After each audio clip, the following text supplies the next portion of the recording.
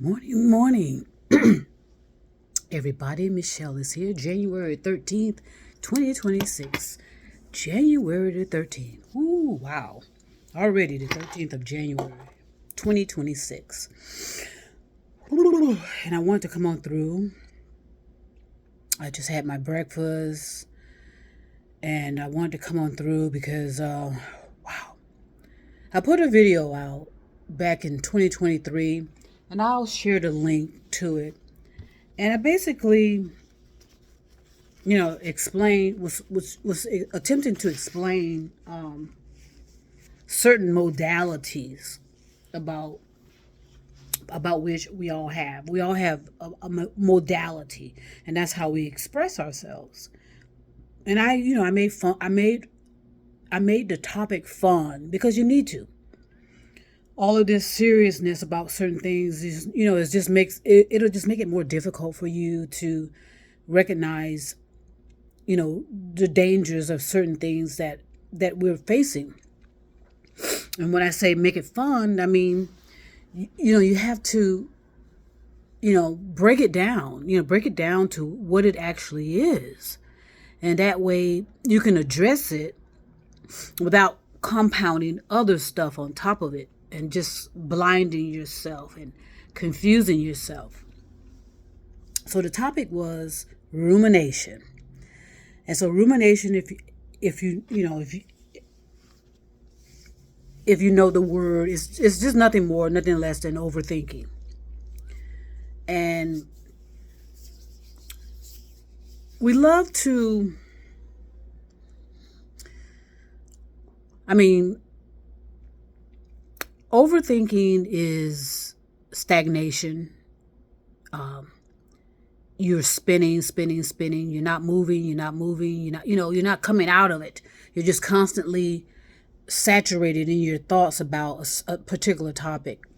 Whether it's your weight, which is a big one, your weight, and everything else that comes with that. I think the weight issue, worrying about our body image is the biggest factor in rumination. Overthinking about it. It's like I said, it's like a spinning wheel that doesn't move. It just stays there and grinds itself into the ground, literally, via passing away, figuratively and metaphorically. So I just was listening to a video of someone, and they've been on this topic, I mean, at least 30 years, maybe more, on a particular topic about themselves. And they keep trying to analyze it, and they keep trying to intellectualize it. And all they're doing is ruminating, and not allowing the process of whatever you're going through to work its way out. Okay? When I say work its way out, it's like taking your constant thoughts about it out of the picture. Okay? Rumination just keeps you stuck. Everything's about, you get up, you're thinking about your weight. You lay down, you're thinking about your weight. And that happens a lot to people that attempt to intellectualize everything. They figure they can just think their way through, certain issues that they're facing, instead of allowing it just to resolve itself, because it can. We don't recognize the power that we have, especially with our consciousness, and we don't recognize the power we have with our thoughts. Our thoughts will get it rolling.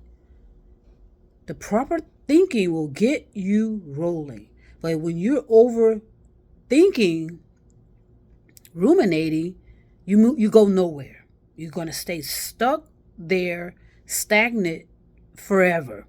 And that's what's going to happen. I sense with this particular person, because again, they get up talking about their weight, they lay down talking about their weight. Or maybe that's the projection. I don't know what it is. Because again, we all are looking at a frame of what's going on in someone's life. So that may be an assumption that this particular person, or anybody for that matter, are constantly overthinking, ruminating about a certain ailment that they are facing, whether it's about their weight, whether it's about their finances, whether it's about their interpersonal relationships, whether it's about their career, and it just, it causes damage to the consciousness when you're ruminating, by the way. Just to let you know the seriousness of rumination. It causes damage to the consciousness because it's affecting how you're thinking, or lack thereof. Like, for example, certain people will get into an activity. I told you about veganism, vegans, or even people that are into meditation, gurus, self-help. We get attached to the titles we believe we are. We believe we are gurus. We believe we're experts. We believe we are intellectual, masterpieces of people. So many people believe they are the intellectual masterpiece of themselves and everybody else. Everybody needs to listen to them. And they do everything in their power. Well, a lot of them are now attempting to set the example instead of just getting the hell out of the way and go enjoy your life.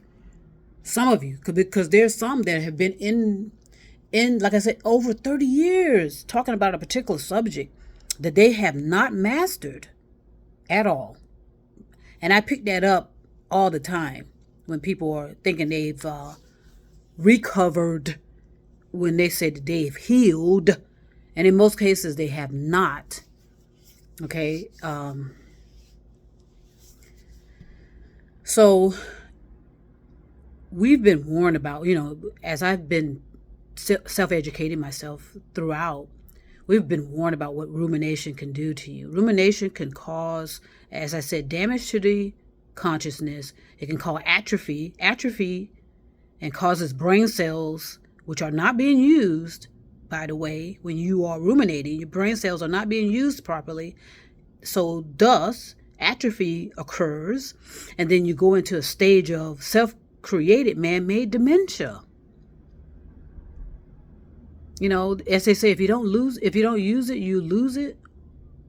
If you don't use your brain cells properly, you lose them. So let me give you an example of something that we were taught about rumination. So, as you know, I am a big fan of meditation. I mean, it's my lifeline, actually. Okay, so when I introduced myself to meditation back in the late 80s, I can remember, following the instructions given by that beautiful voice that was teaching it, because I was listening to a cassette tape, if anybody remembers those those cassette tapes, and it was the voice. Woo, that voice kind of took over and had me like, probably in a trance, who knows, but it was just so soothing and so relaxing. And so I can remember getting so immersed in that, meditation. And at some point, though, throughout my life, the effects of that first, you've heard the phrase, "It's never as good as the first time," and that's true. And that's true with narcotics too. That's true with, if you're an alcoholic, it's never as good as the first time. You had that first experience of whoa. And so meditation can be just as harmful as a narcotic, actually, because it sometimes it can invoke rumination, overthinking, and you're not necessarily applying what you're learning from meditation. And so that's why I told people, don't make a big deal out of meditation. Okay, meditation is just being aware. That's it. But it's $1 billion business now. You got people making billions off of meditation. When meditation is nothing more than being aware, and most people are aware, it's awareness of your breathing. If you're aware of your breathing, you're meditating. If you're grounded, know your reality, know what you hear, see, apply all of this stuff, you are, that's meditation right there. But of course, like I said, everything's a commodity, sadly. And so now we're going to have to figure out how to navigate through all of this cloud of bullshit that's out there. That's that I'm saying, that's blocking us, having us all encased, in that bottleneck. And I don't see it being dispersed properly anytime soon. Some individuals can get through there, but it's just too many people are desperate right now. Desperate to pay their bills, desperate to be noticed, desperate to have the attention, desperate da da da da da da da da da. And so a lot of people are just unconscious. So the part about, like I said, rumination is overthinking. And overthinking severely damages the consciousness because it's affecting what? The thoughts. Your thoughts are being affected by rumination. And like I said, it can be deadly, literally, figuratively, and metaphorically. Meaning you're thinking, ruminating, instead of elevating, evolving, you're going backwards. And before you know it, you've spun yourself into the ground, literally, figuratively, and metaphorically. So I'm going to talk more about rumination a little bit more in the future.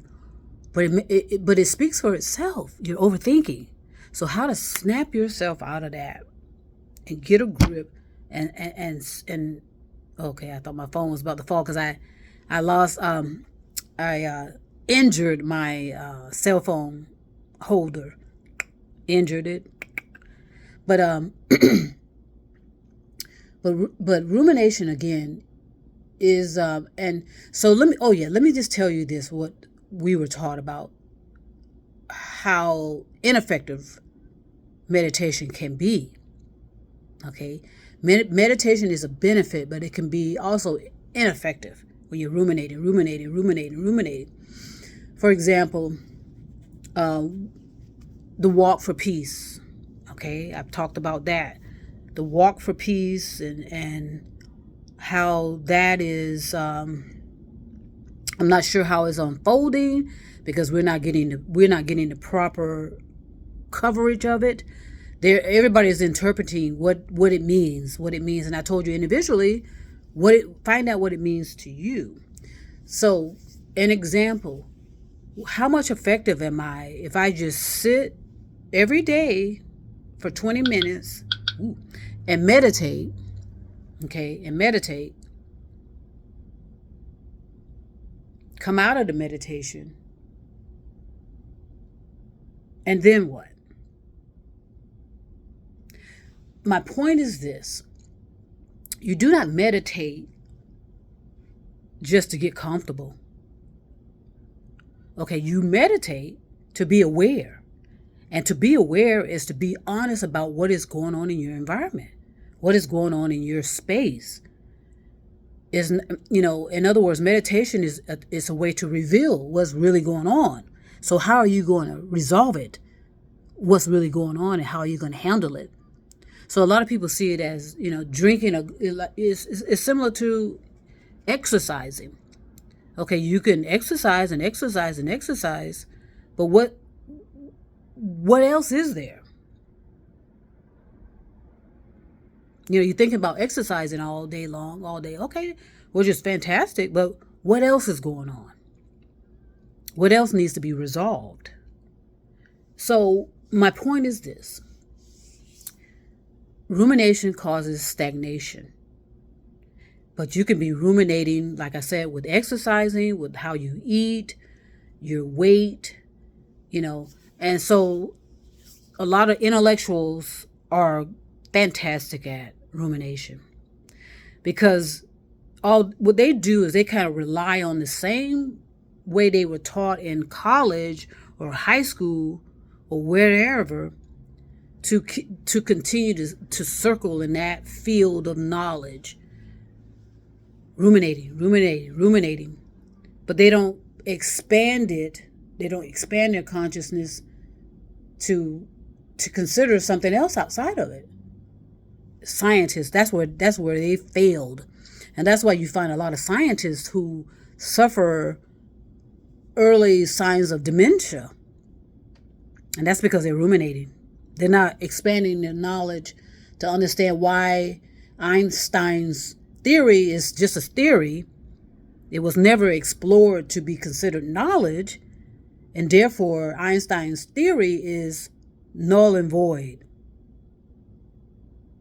A lot of so-called pseudoscientists cannot handle that. They still are arguing about that, and they're still attempting to make that a reality, and it isn't.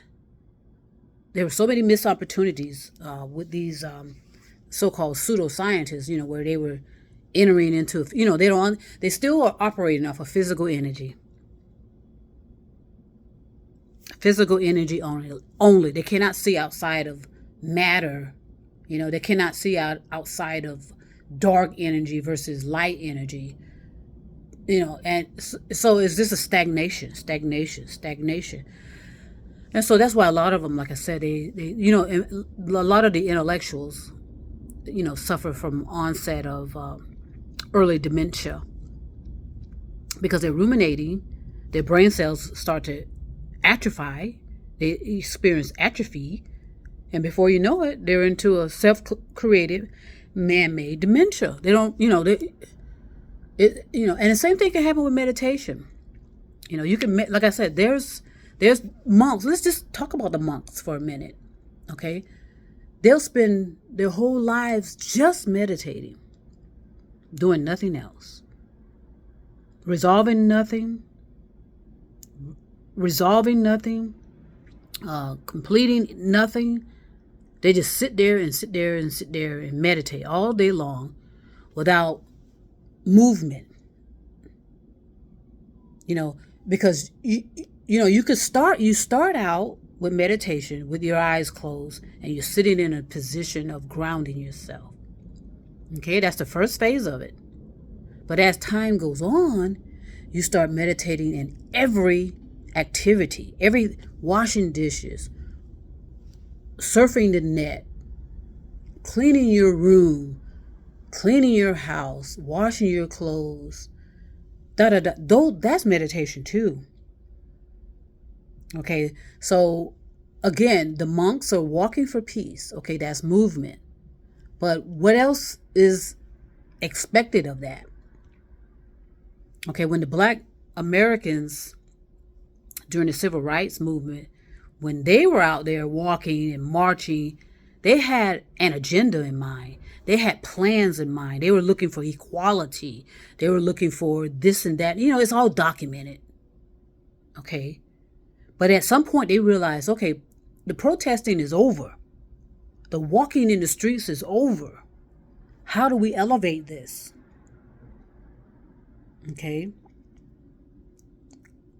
The Black Americans have laid the groundwork for everybody throughout this whole planet. More specifically, the Black women.